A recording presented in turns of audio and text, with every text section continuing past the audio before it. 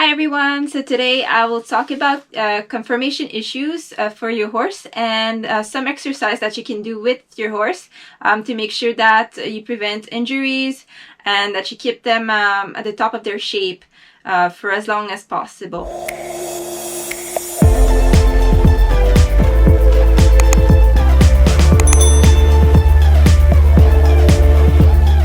So let's start with some few exercises that you can do with your horse. So my main exercise that I do with my horse is basically lunging. And there's all kinds of things you can do with lunging. Depending on the season, either I would lunge her inside and also lunge her outdoors. So the first exercise would be actually indoors, and I use a Pessoa system, which is basically a system of line, basically ropes and pulleys that helps your horse to basically balance their bodies, using basically the ropes as a guide. Basically, it'll put a little bit of tension and put them into frame.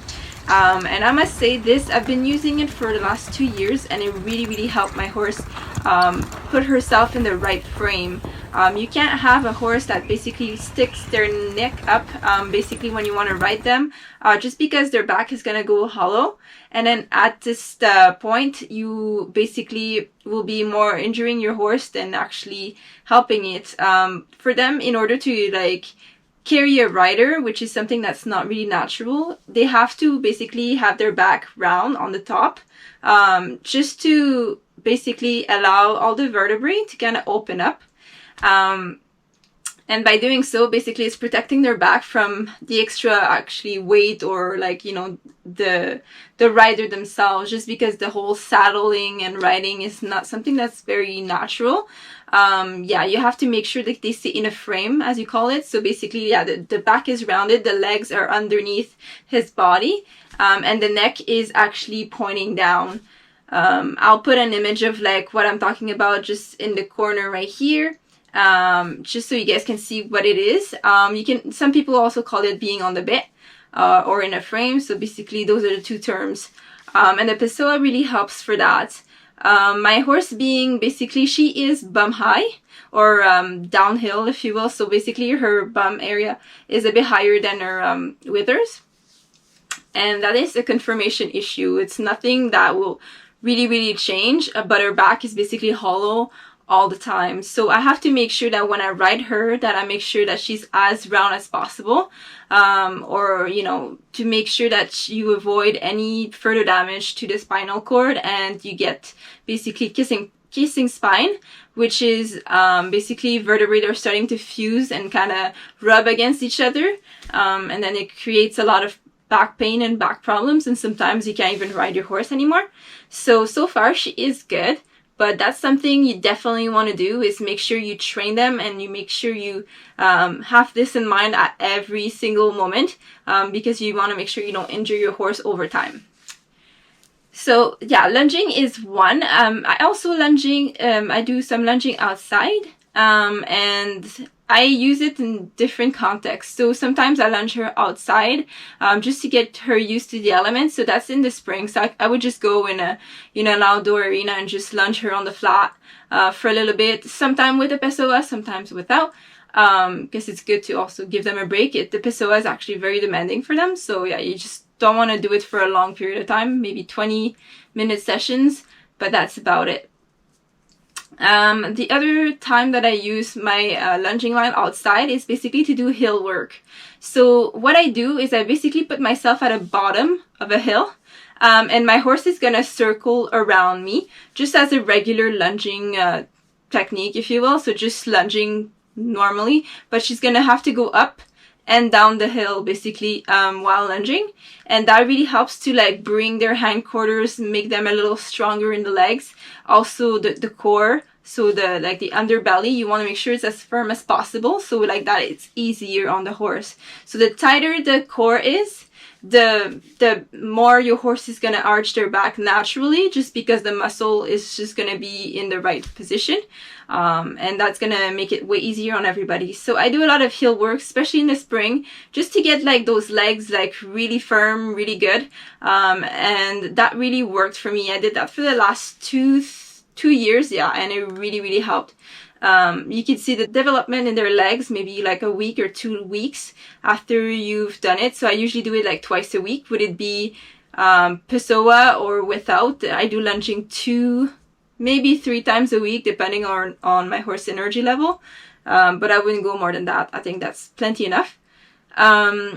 And yeah, so hill work is something that's really great to do as well.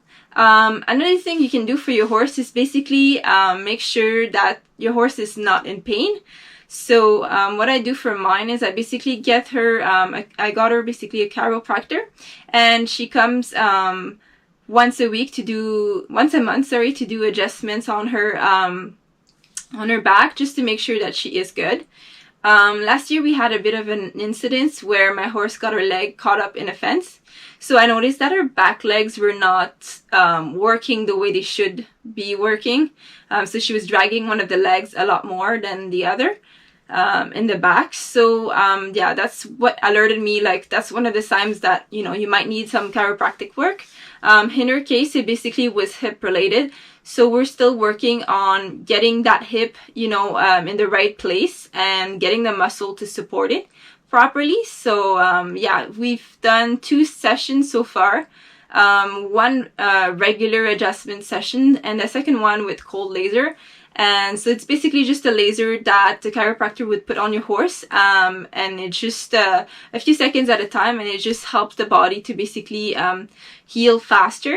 And I could say with the second adjustment, the one with the cold laser, really helped a lot to get her almost back to normal. So yeah, make sure that you know a good chiropractor if your horse has conformation issues, because they'll be there for you and help you basically keep your horse a little longer, so like that you don't have to deal with arthritis or any other problems. So that was something that was great for us, and it's still something that we're gonna do on and off depending if she's good or if she's not. You don't really need to pay for a chiropractor like all year. But yeah, definitely stay tuned with your horse and just make sure that if you notice something different, that you go to the right specialist. Another thing you can do for a horse that has basically a conformation issue is basically make sure that you have the right nutrition. Nutrition is really important, especially if you want to do muscle development.